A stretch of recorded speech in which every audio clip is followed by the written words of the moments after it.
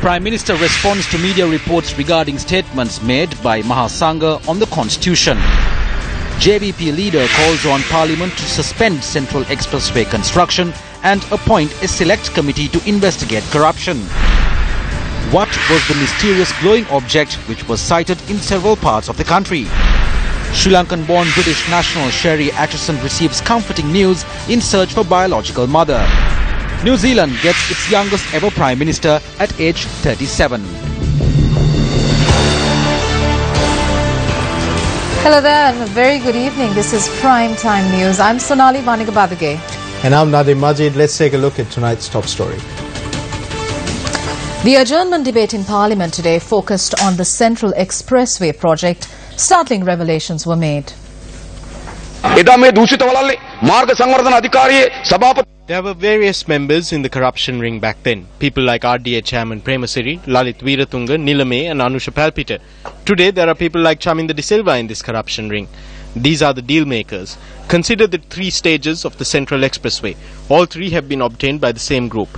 Consider the insurance on the expressway. I have a document dated 14/7/2015.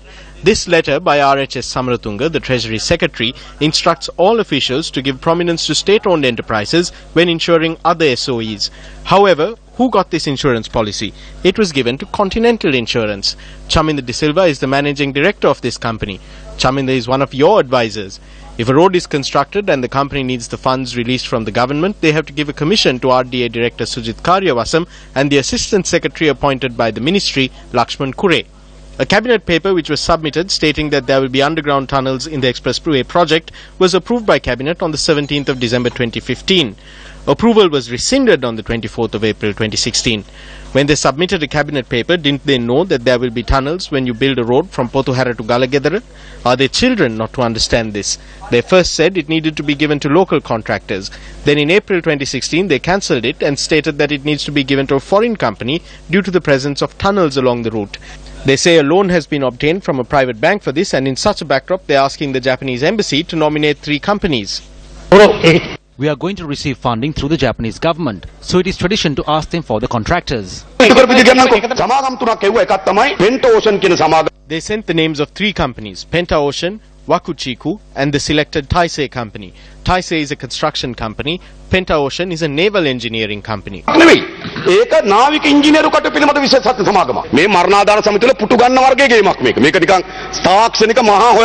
This is not a highly technical issue. They call for quotations from 3 companies, but 2 companies are not even involved in the construction sector. So Taisei is left.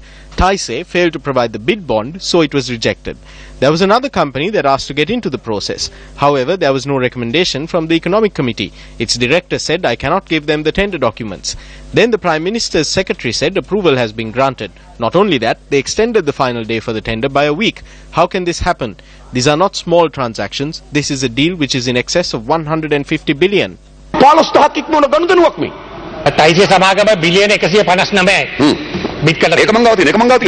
Taisei has quoted a price of 159 billion. Since Fujita came in, the price came down to 134. It's not 134, it's 134.9. Usually it is rounded off as 135. The engineer's estimate is 123 billion. If a proper tender procedure is followed, the contractor's quoted price will be less than the engineer's estimate. Can you give an assurance to Parliament that this project will cost only 135 billion? I can say that this will not stop there. I can prove with letters and dates how much of a hurry they were in to get this project started. They met on the 25th and sent letters on the 26th. They discussed on the 26th and sent letters in the afternoon. The cost for 32.5 kilometers is around 250 billion. That is around 7 billion per kilometer. What does the feasibility study conducted by the Moroto University state? This project should be temporarily halted and a parliamentary select committee should be appointed to conduct a thorough investigation. This is not something that can end in just a debate. I need to ask you, who is the local agent of this Japanese company? Parliament should know this. We know who it is, don't you? Parliament has a responsibility to stop these large-scale scams. Parliament has approved these projects. We are the people who approved this loan. However, we have not given approval for them to do whatever they want. මත කරලා දීලා ඒ සීමාවේ ඕනෑම වර්ගයේ බල්ටියක් ගන්න මේ පාර්ලිමේන්තුව අවසර දීලා නැහැ. මේ පාරේ වැඩ ආරම්භ කළා නෑ තාම. We have not started construction work on the project yet. Based on a cabinet approval, we decided on Taisei. We have not selected any other company. However, the Japanese government requested us from the beginning to involve Fujita in this project. They speak as if we have a lot of money. I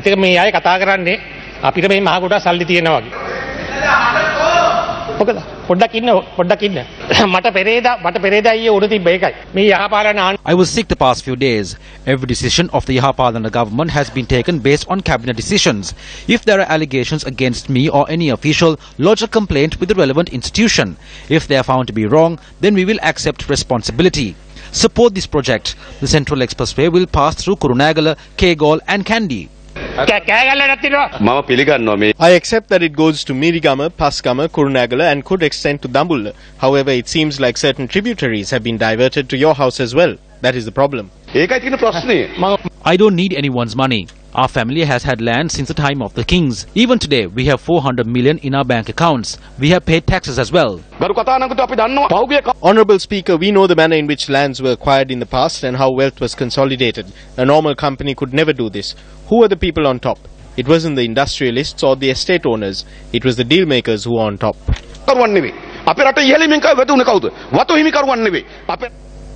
Staying on the subject of the Central Expressway, a demonstration was staged opposite the Ministry of Highways and Higher Education today by people who have lost their lands to the project.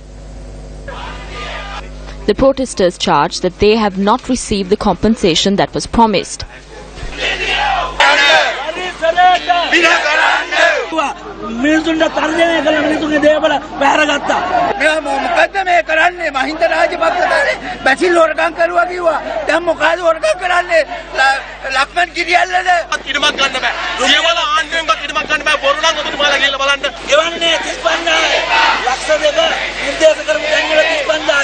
Several protesters received the opportunity to enter the ministry premises and engage in a discussion with an additional secretary.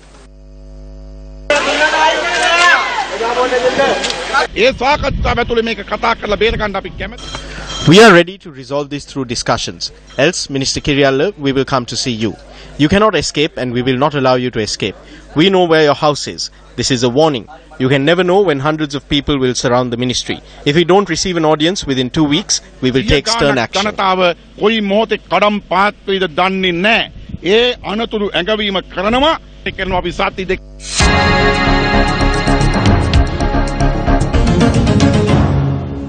President Maithripala Sirisena attended a memorial event held today for veteran journalist D.B. Dhanapala. A stamp and first day cover commemorating D.B. Dhanapala was also unveiled at the memorial event held at the public library in Colombo. Over several decades in our country, journalists have disappeared. They have been assassinated. They have been forced into exile. Their homes have been destroyed and their workplaces have been set on fire. This was a common occurrence. However, it is disappointing today that certain journalists have fallen into the pockets of politicians who engage in corrupt practices and practices unsuitable for our society. We see in our society how they do not write about people who do wrong no matter how many crimes they commit and how they continue to deal blows to their targets no matter how correct they are. Certain journalists act to defend corrupt politicians and heap praise on them. They sing their praises. How unfortunate it is for this sector that certain journalists are working for personal benefits. I see this as an era where we need not just one D.B. Dhanapala, but 100 Dhanapalas. D.B. Dhanapalayan වැනි චරිත ධනපාලලා එක්කෙනෙක් නොව ධනපාලලා. A report compiled by 3 institutions, including the Sri Lanka College of Journalism, on the proposed constitutional amendments was presented to Prime Minister Ranil Wickremesinghe today. Speaking at the ceremony, the Prime Minister commented on a recent media report. Who is misleading the people? I saw this in all the newspapers today. I saw it on the media yesterday too. Who is here from Lanka Deepa? You had all published the picture of the Mahanayaka of the Malwatha chapter, didn't you? However, the Mahanayaka of the Malwatha chapter is not in Sri Lanka. Bring me all the newspapers. I called today and I was told that he is not in Sri Lanka. So where did the picture come from? Can you ask and tell me how this came on Hiru and how this came on Derana? Isn't this misleading? If it was summoned by the Diyavardhana Nilame, then you must use his picture. What do you have to say when I summon the media? Who is here from the island? None of you can answer. It was on the Daily Mirror too. Can you call the editor and ask him? Here it is. It says the Malwata and Askari Mahanayakas are against the new constitution and both their pictures have been published. And it shows the pictures of the Malwata and Askari Mahanayakas. This paper says no need for a new constitution. Who doesn't want one? Is it Divayana? ව්‍යවස්ථාවක් එපා. කාටද එපා? දිවයිනට දෙපා. මම දැන් අහන්න යන editor ගේ. ඕන්න මම කෝල් එකක් දාලා අහන්නද හැම එඩිටර් ගෙම මෙතන. Shall I call all the editors and ask them? Do not play these games. The reviewer also says no need for a new constitutional amendment. Having gone marketing for Rajpaksa once, please do not do this again. Maubima has reported that it was said by members of the Karaka Sabha, so I will not show that. Lakbiba too has said that it was said at a discussion by the Sangha Sabha. Can you give them a call and tell me? මට අයිය අහලා කියන්න නැත්තේ. Call එක දීලා අහලා කියන්න. I will wait. Why are you recording me? Can you please make the call and give it to me? Will you please call Solomon and Siri Ranasinghe and give it to me? මට අරන් දෙන්න කන්නුර Solomon sir සිරි රණසිංහට අරන් දෙන්නකෝ. එළියට ගිහින් අහන්න මම කතා කරන්න ලෑස්තිද කියලා. කතා කරලා ඉල්ල කියන්න. Can you go outside and ask him if he is willing to speak to me? So no one is willing to speak. Okay, thank you.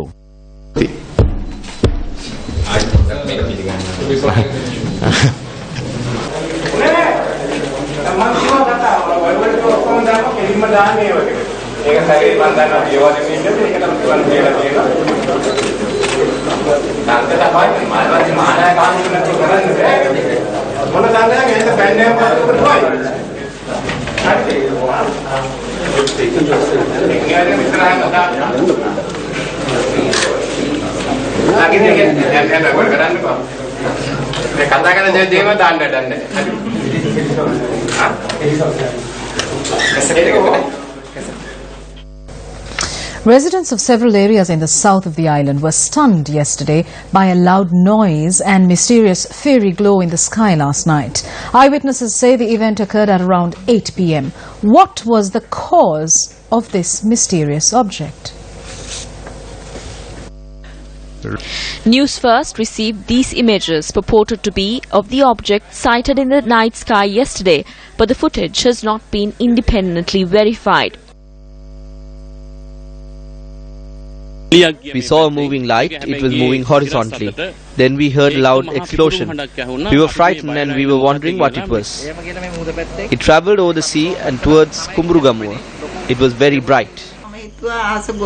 I heard the sound and thought a major thunderstorm was about to occur. I caught a glimpse of it. It was very bright. We wondered whether it was a Devatava.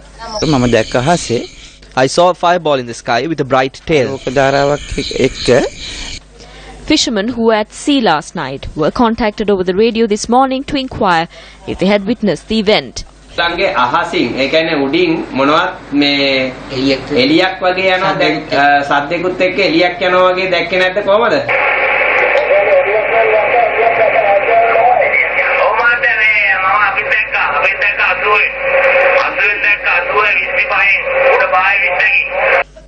The object was mainly witnessed by residents of the south and southwestern parts of the island, providing evidence that the object had crossed over to these areas. However, residents of Ambilipitia, Anuradhapura and Polonnaruwa also claim to have witnessed the object. People in several areas in our country have heard, while some other people have also seen the asteroid. If you look at the map here, people in Anuradhapura, Polonnaruwa, Ambilipitia and Horana have heard the noise of this asteroid that fell off the southern coast of our country, while people living in Gaul, Valigama, Matara, Tangol and Hambantota have actually seen and heard the effects of this asteroid. Now, if you take a look at the path where this asteroid was reported, the centralmost part of our country had reports of this asteroid, while the west and the southernmost parts of the island also heard and saw the asteroid. When Newsfirst made inquiries, the Deputy Director of the Disaster Management Centre, Pradeep Kodipilli, noted that it had been confirmed that the loud noise heard was not the result of tremors. There is also no evidence to suggest that the light and noise could have been caused by an aeroplane or by any other artificial means. As such, Professor Chandana Jayaratna, the Director of the Astronomy and Space Unit at the University of Colombo, noted that the object was most probably a fireball-type meteor. An asteroid is a rock that floats in space. Due to the gravitational force of the Earth, these asteroids get pulled down from space at a speed of around 65 kilometers per second, and it burns up when it comes in contact with the atmosphere. It eventually burns to dust. Once it comes down to Earth, we call the fragment a meteorite. When News First contacted the National Aeronautics and Space Administration of NASA, we were informed that while a small meteorite may have landed on Earth, there was no significant event. Such fireball meteors have been sighted across the world on many occasions in the past. Welcome back to the news. The Presidential Commission of Inquiry concluded the recording of evidence on Tuesday and is currently in the process of analysing the evidence that has been placed before them. Tonight, we take a look at an instance where contradicting views were expressed before the Commission.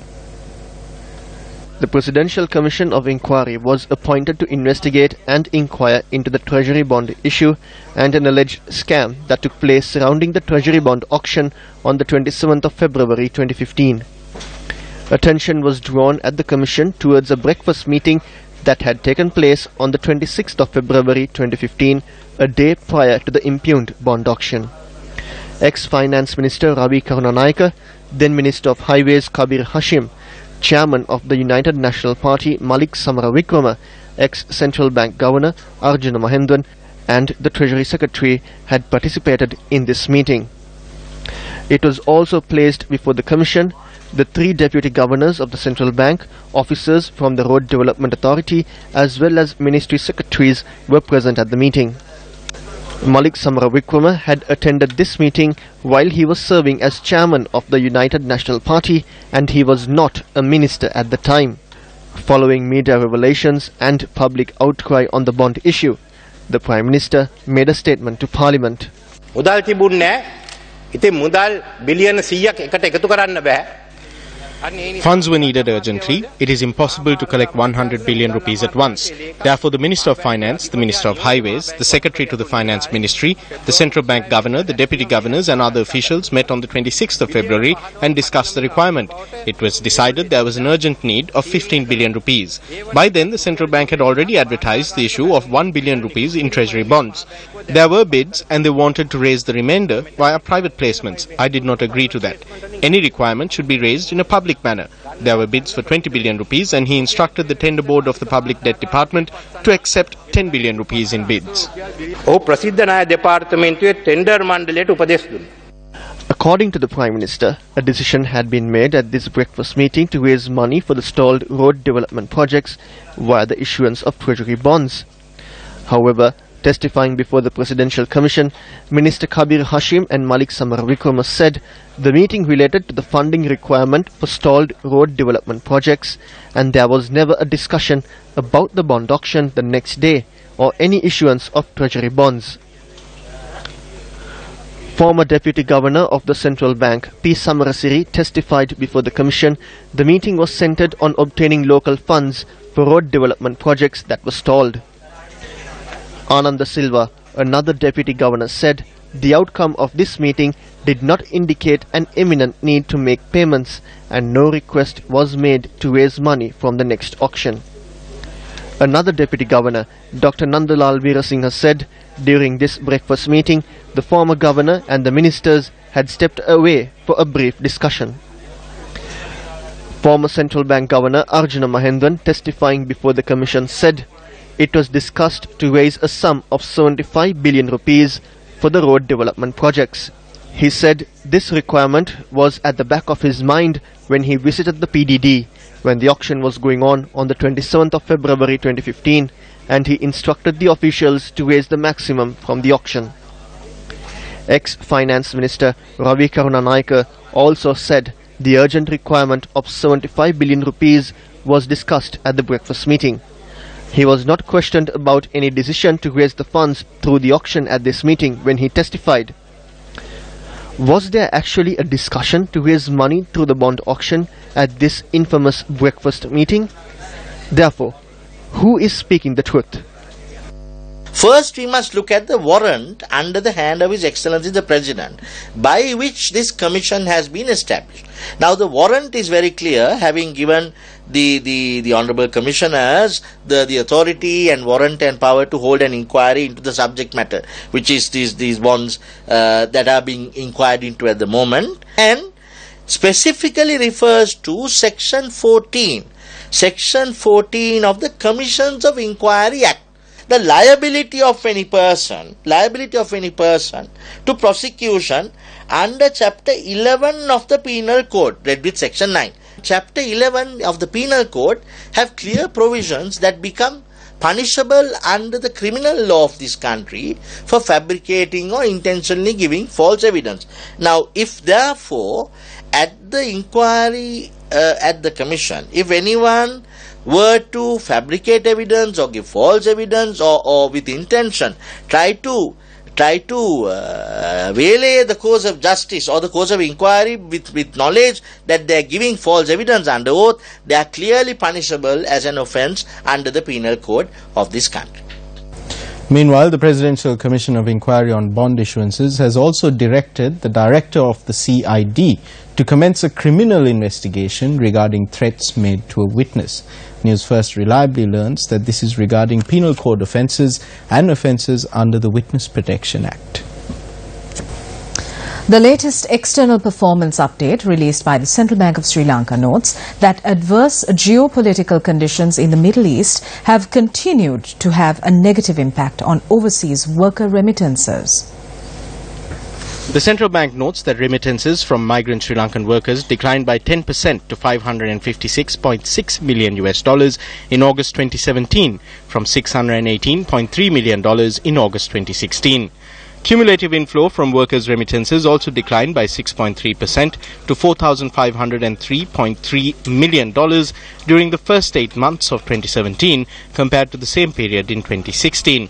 The central bank notes that Sri Lanka's gross official reserves as at the end of August 2017 amounts to $7.7 billion, equivalent to 4.5 months of imports.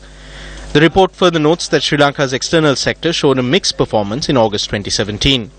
Although export earnings increased in August 2017, higher growth in import expenditure resulted in an expansion of the trade deficit. Newsfirst previously reported on Sri Lankan-born Sherry Atchison, an IT tycoon in the United Kingdom who has taken on the latest challenge in her life, tracking down her biological mother in Sri Lanka. Sherry, who has been listed as one of the UK's top 50 most influential women in information technology in 2017, now waits anxiously in hope after a Newsfirst team acted upon critical information received yesterday.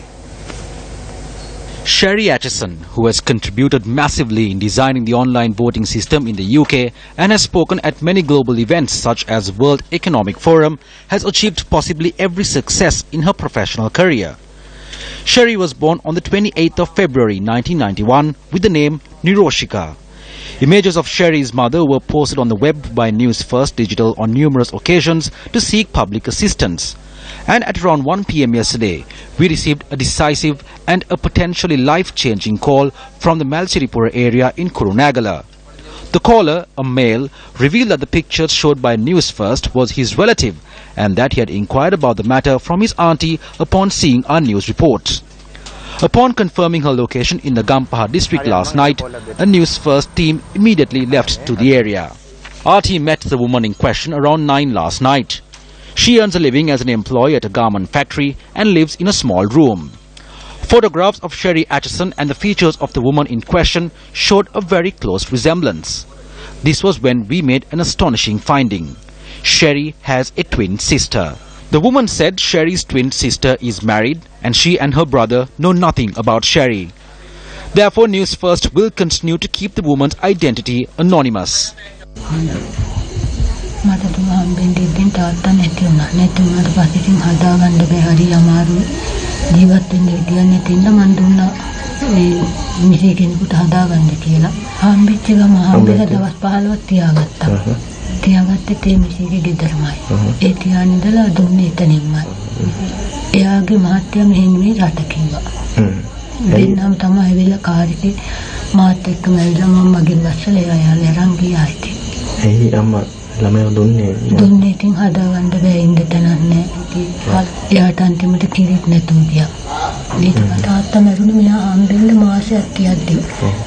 හොඳයි ඉතින් මං කියන්නේ මං හම්බුනේ නැතත් කමන්නේ කොහේ හරි හොඳින් ජීවත් වෙනවා නම් එච්චරයි. However, the only way to confirm this claim is through a DNA test.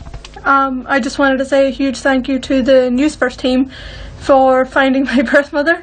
It's been a bit of a roller coaster over the past week or so, but it feels very amazing that we found her and that she's alive and that she has a family. I'm very excited to go out to Sri Lanka soon and hopefully meet her. Speaking on the Satana political program yesterday, Minister Mahinda Amravira commented on controlling rice prices. There is a rice mafia in operation in the country. At present, Satosa is selling Kyaklu rice for 65 rupees, Nadu rice at 74 rupees and Samba rice at 8 rupees. There are over 500 supermarket companies. They have agreed to purchase stocks from Satosa and sell at the same price to consumers. We summoned the cooperatives and told them to follow the same. We will provide them with the rice stocks.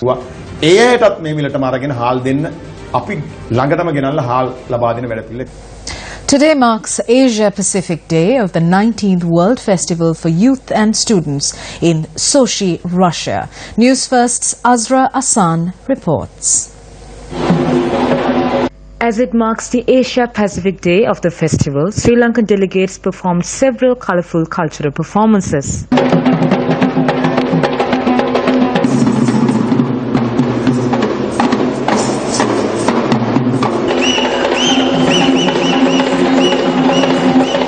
A panel discussion on education was held, where two representatives of Sri Lanka addressed the gathering.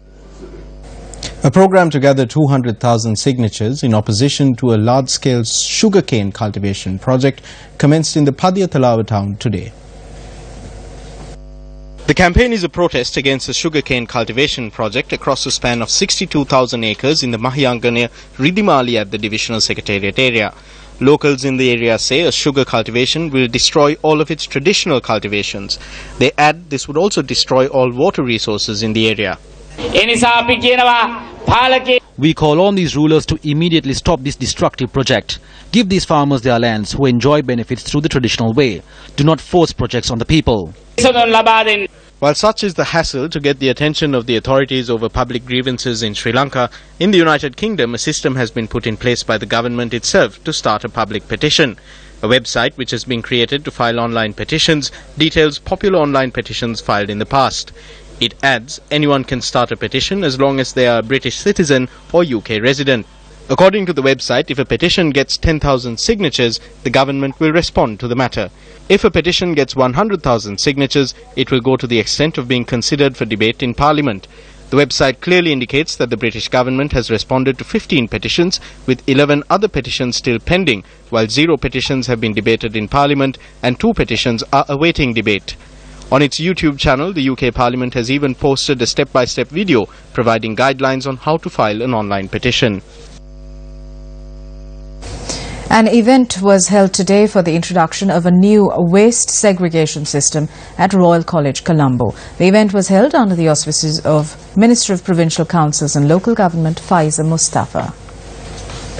And I think whenever we come to Royal College, every generation protects Royal College and hands over it to another generation, keeping Royal College a better place.